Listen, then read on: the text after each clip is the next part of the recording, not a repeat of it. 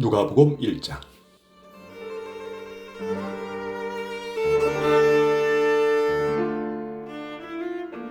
우리 가운데서 일어난 일에 대하여 차례대로 쓰려고 한 사람들이 많이 있었습니다. 이 사람들은 처음부터 이 일을 목격한 사람들, 즉 말씀의 종들이 우리에게 전하여 준 대로 기록하였습니다. 존귀하신 데오빌로 각하, 저도 이 모든 일을 처음부터 자세히 조사하였으므로 이 일을 각하께 차례대로 기록하여 드리는 것이 좋다고 생각합니다. 이는 이미 배우신 것들이 모두 사실이라는 것을 알게 하려는 것입니다. 유대왕 헤롯 시절에 아비야 조의 사가랴라고 하는 제사장이 한 사람 있었습니다. 그의 아내는 아론 가문의 딸로 이름은 엘리사밧이었습니다. 이들은 하나님 앞에서 의로운 사람이었습니다. 이들은 하나님의 모든 계명과 법도를 흠잡을 데 없을 정도로 잘 지켰습니다. 그런데 이들에게는 자식이 없었습니다. 엘리사벳은 임신할 수 없는 여자였고 두 사람 모두 너무 나이가 많았습니다. 사가랴가 자기 조의 차례가 되어서 하나님 앞에서 제사장으로 일하고 있을 때 제사장 임무를 맡는 관례를 따라 제비를 뽑았습니다. 사가랴가 주님의 성전에 들어가 향을 피우는 사람으로 뽑혔습니다. 분향 시간에 다른 사람들은 밖에서 기도를 하고 있었습니다. 그때 주님의 천사가 사가랴 앞에 나타나 분향하는 제단 오른쪽에 섰습니다. 사가랴는 천사를 보고 매우 놀라서 두려움에 휩싸였습니다. 천사가 그에게 말했습니다. 사가랴야, 두려워하지 마라. 네 기도를 하나님께서 들으셨다. 네 아내 엘리사벳이 아들을 가지게 될 것이다. 그의 이름을 요한이라고 하여라. 그 아들은 네게 기쁨과 즐거움이 될 것이다. 또한 많은 사람들이 그가 태어남을 즐거워할 것이다.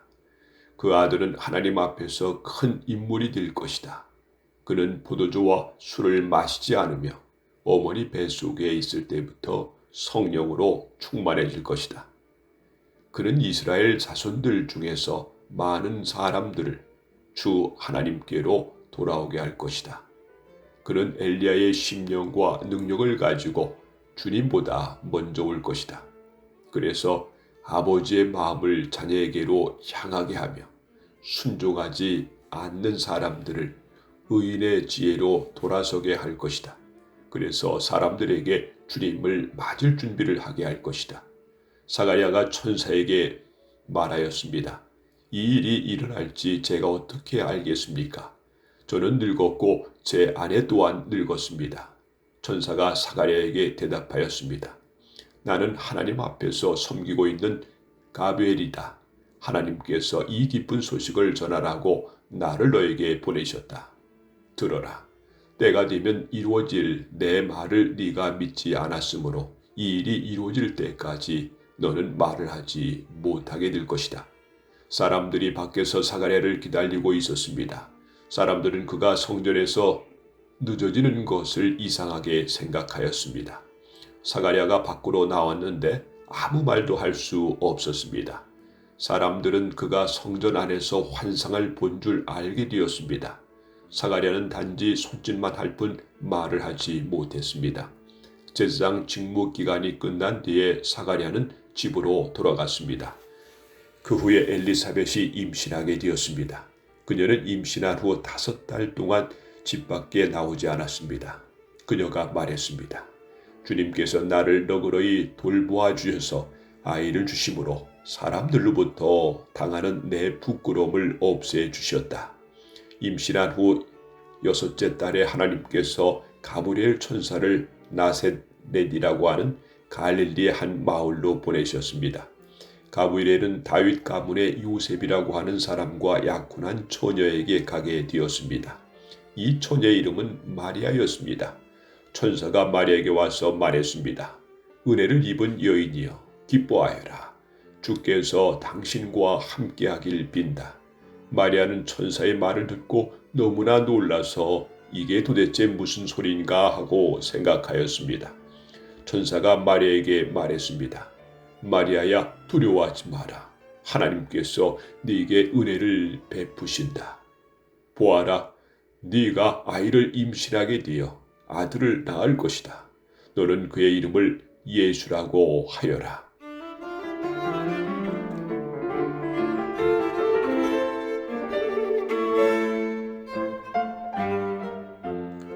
그는 크게 되어 가장 높으신 분의 아들이라고 불릴 것이다. 주 하나님께서 그에게 그의 조상 다윗의 왕자를 주실 것이다.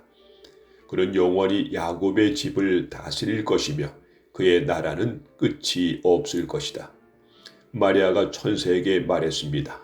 나는 남자를 알지 못하는 처녀인데 어떻게 이러한 일이 있을 수 있습니까?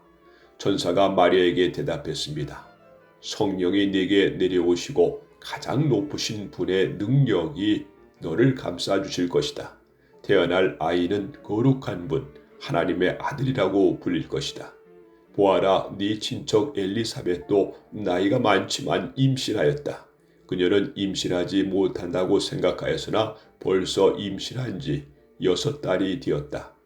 하나님께서는 하지 못하실 일이 없다. 마리아가 말했습니다. 보소서, 저는 주님의 여종이 오니 당신의 말씀대로 제게 이루어질 것을 믿겠습니다. 그러자 천사가 마리아에게서 떠나갔습니다. 그 무렵에 마리아가 일어나 유대 지방 산골에 있는 동네로 서둘러 갔습니다.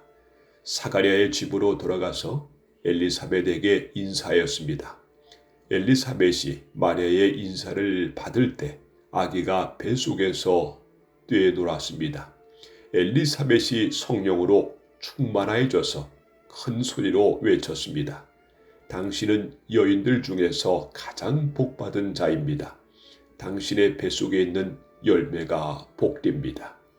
내 주님의 어머니께서 내게 오시다니 무슨 일입니까?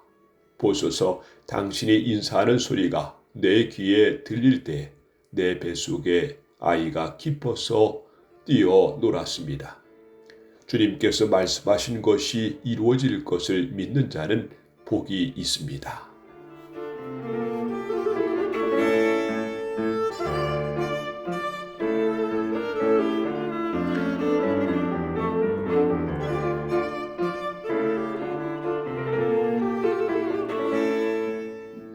마리아가 말하였습니다. 내 영혼이 주님을 찬양합니다. 내 영혼이 나의 구주 하나님을 기뻐합니다. 그것은 주님께서 이 여종의 비천함을 돌보셨기 때문입니다. 이제부터는 모든 세대가 나를 복디다 할 것입니다. 그것은 전능하신 분이 내게 이 큰 일을 행하셨기 때문입니다. 주님의 이름은 거룩합니다. 주님의 자비하심은 하나님을 두려워하는 자에게 대대로 있을 것입니다. 주님은 강한 팔로 권능을 행하시고 마음이 교만한 자를 흩으셨습니다. 하나님은 왕들을 왕자로부터 끌어내시고 낮고 전한 사람들을 높이셨습니다. 굶주린 사람들을 좋은 것으로 채우시고 부자를 빈손으로 돌려보내셨습니다. 주님은 자비를 기억하시며 주님의 종 이스라엘을 도우셨습니다. 우리 조상들에게 말씀하신 대로 아브라함과 그 자손들을 영원히 도우실 것입니다. 마리아는 엘리사벳과 함께 3달쯤 있다가 집으로 돌아갔습니다. 해산할 날이 이르러 엘리사벳은 아들을 낳았습니다. 이웃 사람들과 친척들은 주께서 엘리사벳에게 큰 은혜를 베푸신 것을 듣고 함께 기뻐하였습니다. 이 사람들은 아이가 태어난 지 8일째 되는 날에 아이에게 할례를 하라고 왔습니다. 이들은 아버지의 이름을 따서 아이의 이름을 사가랴라고 지으려고 하였습니다. 그러자 아기 어머니가 말했습니다. 안 됩니다. 요한이라고 지어야 합니다. 사람들이 엘리사벳에게 말했습니다. 하지만 당신 가문 중에 그러한 이름을 가진 사람은 하나도 없어요. 사람들은 아버지인 사가랴에게 손짓을 하여 아이의 이름을 무엇이라고 짓기 원하는지 물었습니다. 그러자 사가랴는 쓸 것을 달라고 하여 아기 이름을 요한이라고 썼습니다. 이를 본 사람들이 모두 이상히 여겼습니다. 그 즉시 사가랴의 입이 열리고 혀가 풀려 하나님을 찬양하였습니다. 주변에 있는 사람들이 모두 두려워하였고 이 모든 이야기는 유대 온 산골에 전해졌습니다. 이 이야기를 들은 사람은 모두 이 사실을 마음에 새기며 이 아이가 장차 어떤 인물이 될까 하고 말했습니다. 그것은 주님의 손이 아이와 함께 하셨기 때문입니다. 요한의 아버지 사가랴가 성령으로 충만하여 예언하였습니다. 주 이스라엘의 하나님을 찬양을 받으실 분이시다. 주께서 백성들을 돌보시며 구원을 베푸셨다. 하나님의 종 다윗의 집에서 우리를 위한 구원의 뿔을 드셨다.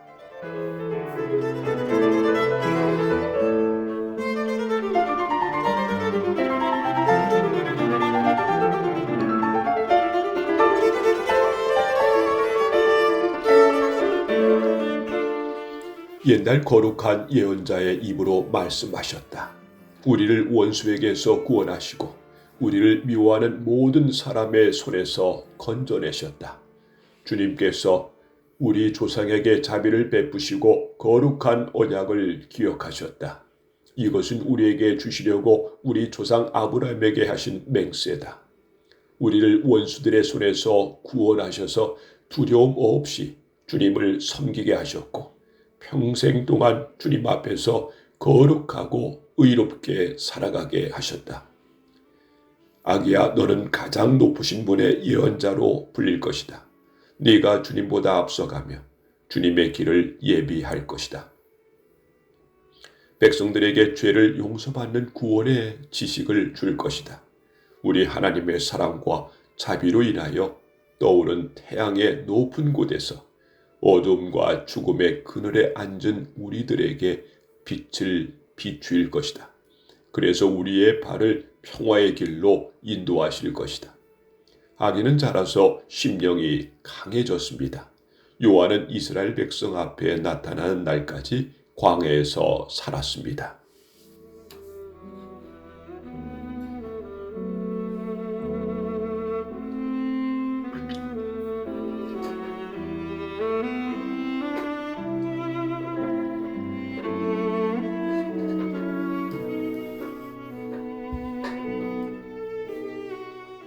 누가복음 2장.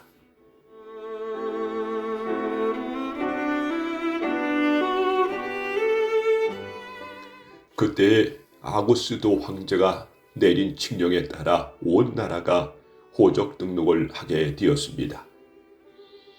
이것은 구레뇨가 시리아의 총독으로 있을 때 행한 첫 번째 호적 등록이었습니다. 그래서 모든 사람들이 호적을 등록하러 고향으로 가게 되었습니다. 요셉도 다윗 가문의 자손이었으므로 갈릴리 나사렛을 떠나 유대 지방에 있는 다윗의 마을로 갔습니다. 이 마을은 베들레헴이라고 불렸습니다.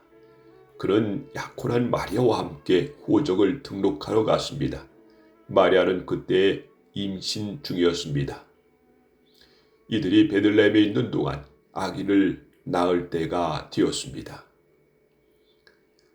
마리아는 첫 아들을 낳아 포대기에 싸서 그 위에 눕혀 두었습니다.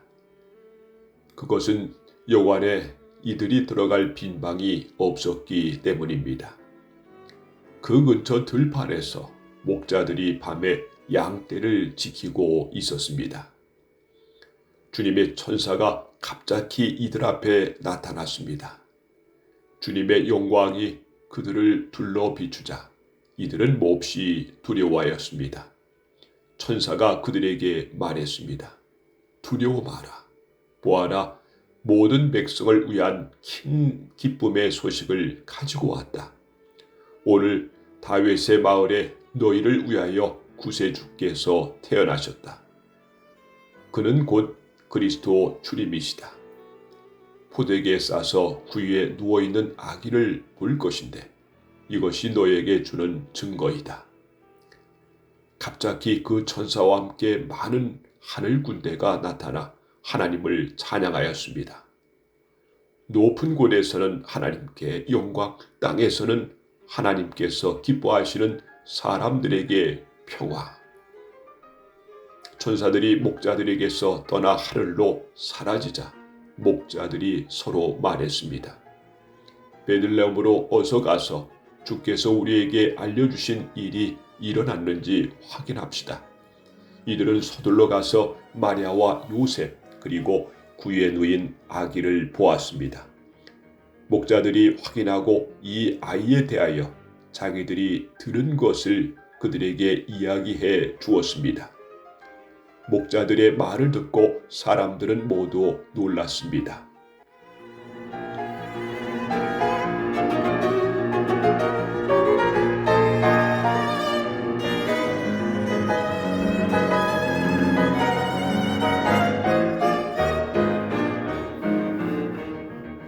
그러나 마리아는 이 모든 말을 마음속에 소중히 간직하였습니다. 목자들은 돌아가면서 천사들이 일러준 대로 자기들이 듣고 보았으므로 하나님께 영광을 돌리고 찬양을 드렸습니다. 태어난 지 8일째 되는 날에 아기는 할례를 받았고 그 이름을 예수라고 하였습니다. 이 이름은 아기를 잉태하기 전에 천사가 일러준 것이었습니다. 모세의 율법에 따라 정결 예식을 치르는 때가 되었습니다. 마리아와 요셉은 예수님을 하나님께 드리려고 예루살렘으로 데리고 올라갔습니다.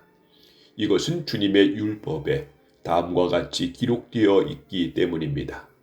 첫 번째 태어나는 모든 남자아이는 하나님께 거룩한 자로 불릴 것이다. 또 마리아와 요셉은 비둘기 2마리나 어린 집비둘기 2마리를 드리려 한다고 기록된 하나님의 율법에 따라 희생제물을 바치려고 예루살렘에 올라간 것입니다. 예루살렘에 시므온이라는 한 사람이 있었습니다.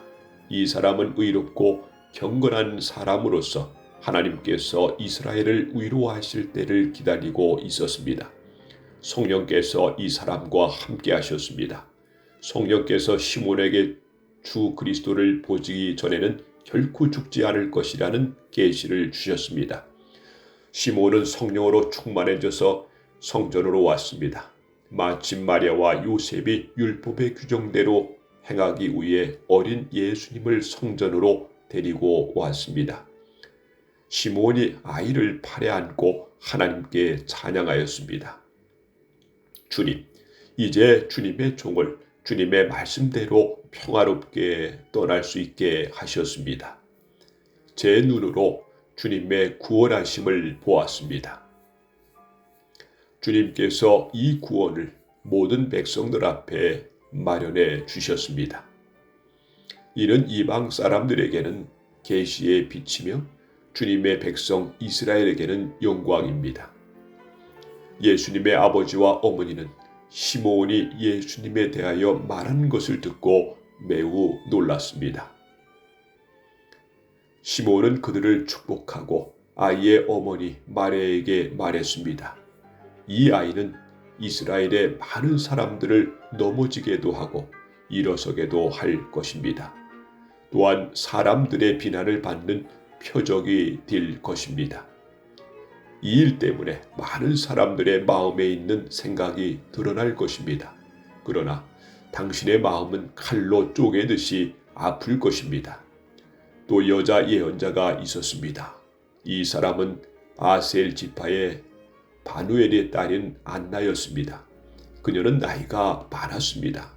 결혼하고 7년 동안을 남편과 살았는데 그 후로 과부가 되어 84세가 되었습니다. 그동안 한 번도 성전을 떠나지 않고 밤낮으로 금식과 기도를 하여 하나님을 섬겼습니다. 바로 그때 그녀가 와서 하나님께 감사를 드리고 예루살렘의 구원을 기다리는 사람들에게 이 아이에 대해 이야기하였습니다. 아이는 주님의 율법에 따라 모든 일을 다 마치고 갈릴리에 있는 고향 나사렛으로 돌아왔습니다. 아이는 점점 자라고 튼튼해졌으며 지혜도 많아졌습니다. 하나님의 은혜가 아이와 함께하였습니다. 해마다 6월절이 되면 예수님의 부모는 예루살렘으로 올라갔습니다.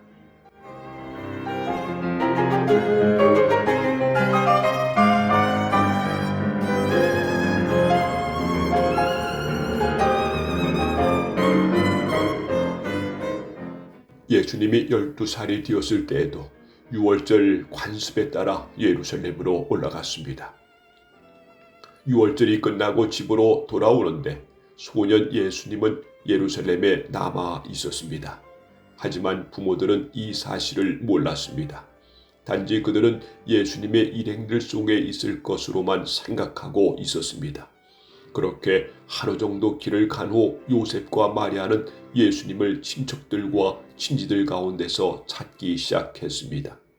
그러나 예수님을 발견하지 못하자 예수님을 찾으러 다시 예루살렘으로 뒤돌아갔습니다. 3일 뒤에 그들은 성전에서 예수님을 발견하였습니다. 예수님은 성전에서 율법학자들 사이에 앉아서 듣기도 하고 묻기도 하면서 계셨습니다. 그의 이야기를 듣는 모든 사람들이 예수님의 슬기와 대답에 놀라워했습니다. 예수님의 부모도 그를 보고는 매우 놀랐습니다. 어머니가 말했습니다. 아들아, 왜 이렇게 하였느냐?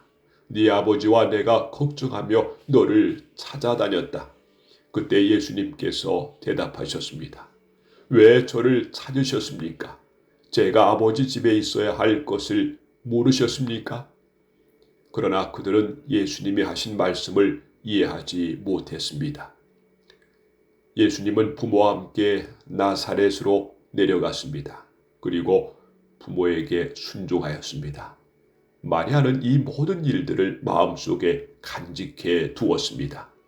예수님은 지혜와 키가 더욱 자랐고 하나님과 사람들로부터 사랑을 받았습니다.